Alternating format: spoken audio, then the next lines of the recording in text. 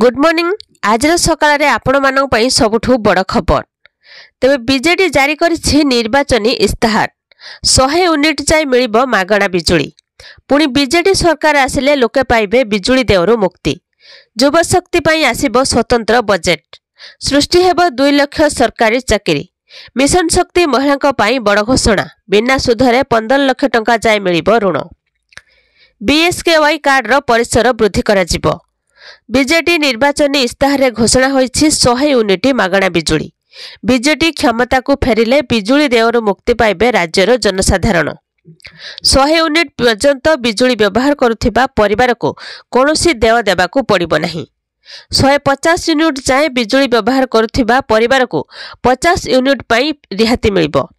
निर्वाचनी इस्ताहार प्रकाश करी घोषणा करिसेंती BJD supreme नवीन पटनायक।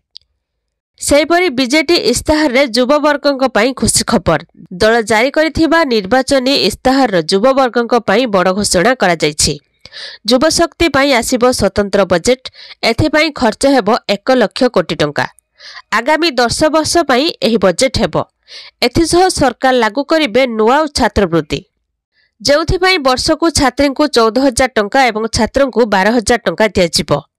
ए scholarship कॉलेजर योग्य छात्र छात्री को प्रदान करा जिवो।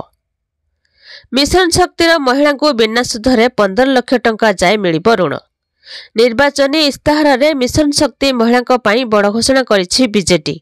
आसंता 5 वर्ष रे सबु एसएजी को एसएमई करा जिवको बीजेडी प्रतिश्रुति दैछि।